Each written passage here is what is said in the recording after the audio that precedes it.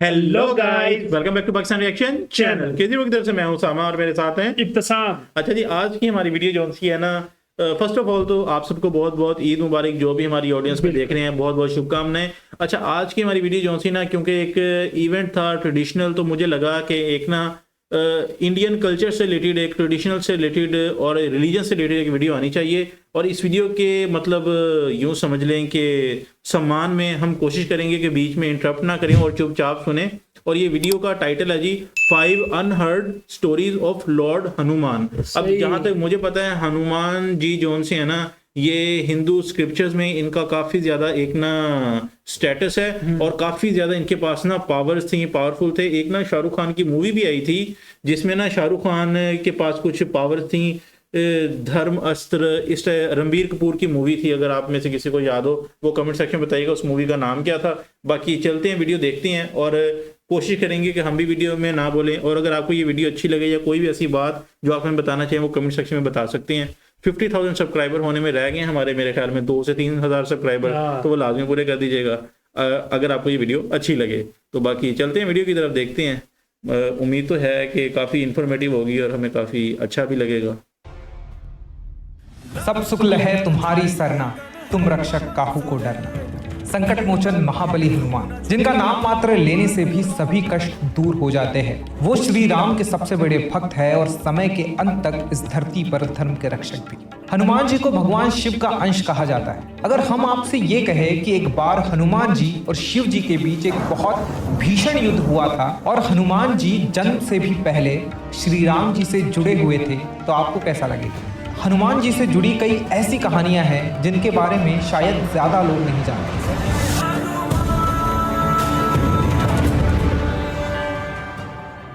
हनुमान जी वानरराज केसरी और देवी अंजना के पुत्र थे, ये बात कौन नहीं जानता।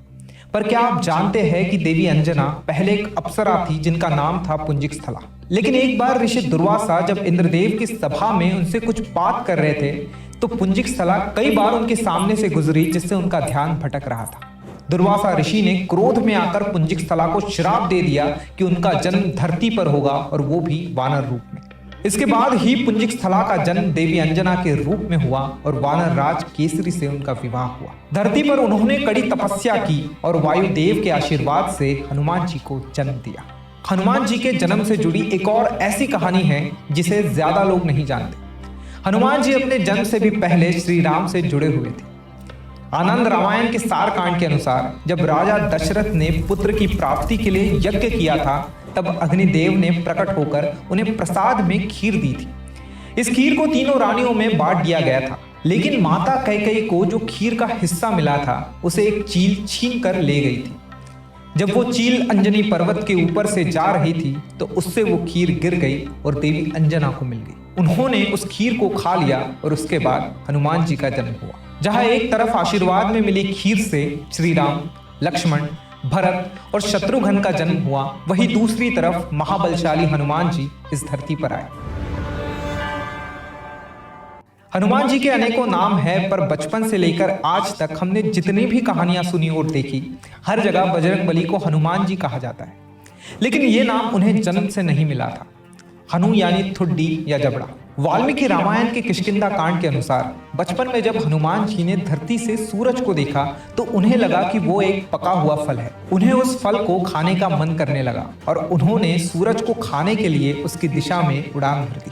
जब इंद्रदेव ने हनुमान जी को स्वर्ग की ओर बढ़ते देखा तो वो बहुत क्रोधित हो गए। जब हनुमान जी ने अपनी जिद नहीं छोड़ी तो इंद्रदेव ने उन पर अपने वज्र से प्रहार कर दिया। उसका असर इतना तेज था कि हनुमान जी बेहोश हो गए और धरती की ओर गिरने लगे।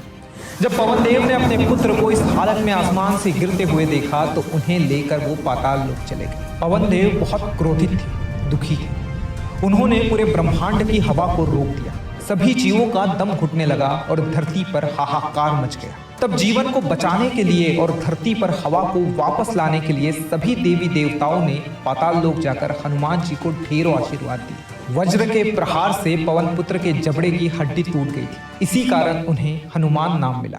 ब्रह्मदेव ने उन्हें ब्रह्मांड के अंत तक जीवित रहने का वरदान दिया और विष्णु जी ने उन्हें आजीवन सबसे बड़ा भक्त होने का वरदान दिया। सिर्फ यही नहीं, इंद्रदेव ने उन्हें यह भी वरदान दिया कि अब से उन्हें कोई अस्त्र या शस्त्र चोट नहीं पहुंचा पाएगा। ओके, पुराणों के हिसाब से ऐसा माना जाता है कि इसलिए उनमें ना इतनी ज्यादा पावर्स हम सुनते हैं, जो मतलब वो ना काफी जगह पे मूवीज में या वीडियो में डिस्कस होती हैं। और हनुमान चालीसा करके भी एक चीज होती है, वो पढ़ते हैं या जाप करते हैं उसके बारे में अगर कोई मतलब मेरे ख्याल में उस पर हम वीडियो एक इन फ्यूचर लेके आ सकते हैं। डिपेंड करता है कि इस वीडियो के ऊपर हमें क्या मतलब रिस्पॉन्स मिलता है। हनुमान जी शिव जी के अवतार है, लेकिन अगर हम आपसे ये कहे कि एक बार हनुमान जी और शिव जी के बीच भयंकर युद्ध हुआ था, तो पद्म पुराण के पाताल कांड के अनुसार श्री राम ने अश्वमेध यज्ञ का आयोजन किया। यज्ञ के दौरान अश्व को छोड़ दिया गया, जो दौड़ते दौड़ते राजा वीरमणि के नगर जा पहुंचा, लेकिन वहां उसे पकड़ लिया गया। अगर यज्ञ के घोड़े को कोई रोक ले तो उससे युद्ध करने का नियम था। राजा शत्रुघ्न ने उस घोड़े को छुड़ाने के लिए युद्ध की घोषणा कर दी। वहीं दूसरी तरफ वीरमणि भगवान शिव के बहुत बड़े भक्त थे और इसलिए उन्होंने इस युद्ध को जीतने के लिए शिव जी से मदद मांगी। शिव जी उनकी मदद करने के लिए तैयार हो गए, लेकिन सिर्फ तब तक जब तक श्री राम खुद युद्ध करने ना आ जाए, क्योंकि शिव जी भगवान राम के सामने शस्त्र नहीं उठाएंगे। शिव जी ने वीरभद्र का रूप ले लिया और युद्ध भूमि में आ गए। एक घमासान युद्ध हुआ जिसमें भरत जी के बेटे पुष्कल की मृत्यु हो गई और शत्रुघ्न जी बेहोश हो गए। तब श्री राम की सेना को हारते हुए देख हनुमान जी स्वयं युद्ध भूमि में आए। उन्होंने एक बड़े से पत्थर से शिव जी के रथ के टुकड़े कर दिए और फिर पत्थर से शिव जी के सीने पर वार किया। इस वार के जवाब में शिव जी ने अपने त्रिशूल को तेजी से हनुमान जी पर चलाया। हनुमान जी ने त्रिशूल को अपने हाथों में लेकर उसके भी टुकड़े टुकड़े कर दिए। इसके बाद शिव जी ने हनुमान जी पर शक्ति से प्रहार किया। ये शक्ति हनुमान जी के सीने में जाकर लगी और उनका संतुलन बिगड़ गया। क्रोध में आकर उन्होंने पलटकर एक बड़े से पेड़ से शिव जी पर वार किया। शिव जी के गले में बंधे सर्प डरकर पाताल लोक में चले गए। शिव जी ने हनुमान जी को चेतावनी दी कि अब वे उनका संहार करके रहेंगे और फिर शिव जी ने हनुमान जी पर एक लोहे के मूसल से वार किया। हनुमान जी ने तब विष्णु जी का ध्यान किया और तेजी से उस मूसल के वार को टाल दिया। हनुमान जी बहुत क्रोध में थे। उन्होंने शिव जी पर पेड़ों और पत्थरों की वर्षा शुरू कर दी। ये युद्ध एक लंबे समय तक चलता रहा और अंत में हनुमान जी की विजय हुई। ओके, आज भी इस संसार में जब जब राम कथा सुनाई जाती है, ऐसा माना जाता है कि किसी न किसी रूप में हनुमान जी वहां उपस्थित होते हैं। पूरी दुनिया में हनुमान जी के एक ऐसे रूप की पूजा होती है जिसमें उनका पूरा शरीर सिंदूर से ढका होता है। हनुमान चालीसा के हिसाब से हनुमान जी का कंचन वर्ण है, यानी उनका रूप सोने से बना हुआ है। तो फिर उन्हें इस रूप में क्यों पूजा जाता है? ऐसा माना जाता है कि वनवास खत्म होने के बाद एक दिन हनुमान जी ने सीता जी को अपनी मांग में सिंदूर भरते हुए देखा।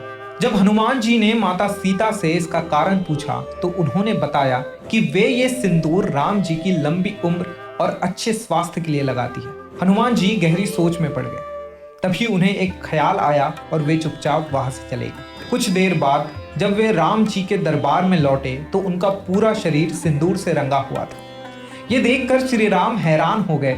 जब उन्होंने हनुमान जी से इस बात का कारण पूछा तो उन्होंने अपना सर झुकाकर प्रभु से कहा, जब माता सीता के एक चुटकी सिंदूर लगाने से श्री राम की उम्र लंबी हो सकती है, तो पूरे शरीर पर सिंदूर लगा लेने से श्री राम को कितना लाभ होगा। हनुमान जी की ऐसी भक्ति देखकर श्री राम का मन प्रसन्न हो गया।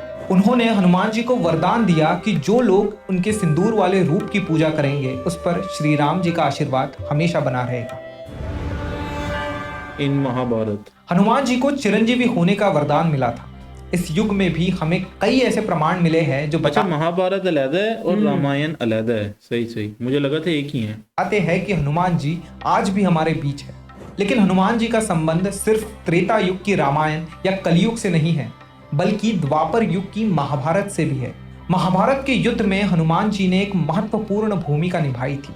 महाभारत की कहानी के हिसाब से हनुमान जी ने अर्जुन को यह वरदान दिया था कि वे कुरुक्षेत्र के युद्ध में अर्जुन की सहायता करेंगे। इसीलिए जब महाभारत का युद्ध शुरू हुआ तो हनुमान जी अर्जुन के रथ पर लगे झंडे पर विराजमान हो गए और युद्ध के अंत तक उन्होंने अर्जुन का साथ दिया। युद्ध खत्म होने के बाद जैसे ही अर्जुन अपने रथ से उतरे, श्री कृष्ण ने हनुमान जी का आभार प्रकट किया। हनुमान जी ने श्री कृष्ण को प्रणाम कर वहां से प्रस्थान किया। जैसे ही हनुमान जी वहां से गए, अर्जुन का रथ जलकर राख हो गया। ये देखकर अर्जुन चकित रह गए। तब श्री कृष्ण ने उन्हें समझाया कि पूरे युद्ध में हनुमान जी उनकी और उनके रथ की रक्षा कर रहे थे, जिसके बिना पांडवों का इस युद्ध में जीतना संभव नहीं था। आज हमारे बीच रामायण के कई वर्जन एग्जिस्ट करते हैं।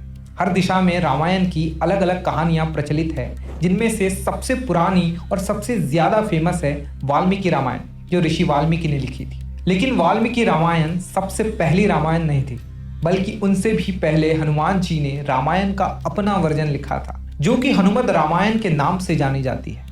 कुछ कहानियों के हिसाब से जब ऋषि वाल्मीकि रामायण की कथा पूरी करने के बाद हनुमान जी के पास पहुंचे तो उन्होंने देखा कि हनुमान जी ने हिमालय के पहाड़ों पर अपने नाखूनों से रामायण का अपना वर्जन लिखा हुआ है। ये देखकर ऋषि वाल्मीकि दुखी हो गए, क्योंकि वे जानते थे कि अगर हनुमान जी की रामायण दुनिया के सामने आ गई तो उनकी रामायण का अस्तित्व कम हो जाएगा।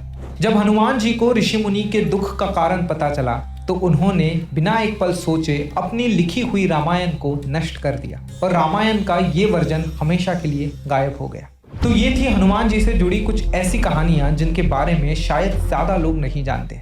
अगर आप हनुमान जी या रामायण से जुड़ी और ऐसी लेसर नोन ओवरऑल जी ये थी आज की वीडियो, और ये स्पेसिफिकली थी अबाउट हनुमान जी। अच्छा ना, मुझे इस फिगर का ना, जो हनुमान जी हैं ये ट्रेडिशनल था और हिंदू रिलीजन की ऊपर है मेनली फोकस, तो इसके ऊपर मैं ज्यादा कमेंट तो नहीं कर सकता, लेकिन ना यार काफी मुझे ना ये पर्सनैलिटी बहुत ज्यादा पावरफुल लगती है और ना काफी फैसिनेट करती है। और बाकी मैं तो इस स्टोरी के अंदर जैसे भाई बता रहे थे, मैं मगन ही हो गया बिल्कुल। मैंने कोई इसमें बात नहीं, डिस्कशन नहीं की, डिस्कशन बनती भी नहीं थी। और सेकेंडली अगर आप चाहते हैं कि मतलब हम कोई और ऐसे टॉपिक्स को कवर करें जिससे हमें हिंदू सभ्यता को मजीद करीब से जानने का, देखने का, समझने का मौका मिले तो लाजमी बताइएगा। और बाकी बड़ी जबरदस्त भाई ने वीडियो में ना जितनी क्लैरिटी के साथ बताया ना वो बड़ी जबरदस्त चीज थी। बाकी आपने लाजमी बताना है कि आपको ये वीडियो कैसी लगी। और मेरे ख्याल में आज की वीडियो को हम यहीं पे ख़त्म करते हैं, क्योंकि इसके ऊपर ज़्यादा चर्चा मेरे ख्याल में बनती नहीं, क्योंकि भाई ने बड़े सरल तरीके से बड़े वीआईपी अंदाज में ना एक चीज़ को प्रेजेंट किया। और आपको इन चीज़ों के बारे में आपको इन चीज़ों के बारे में पता था या नहीं? अगर नहीं पता था और हमारे माध्यम से पता चला है ना, तो आपने हमारी वीडियो को लाजमी सब्सक्राइब करना है, कमेंट भी करना है और शेयर भी करना है अपने दोस्तों के साथ। तो बाकी ये थी आज की वीडियो, उम्मीद आपको पसंद आई होगी। मिलते हैं आपसे नेक्स्ट वीडियो में। टिल देन टेक केयर जी।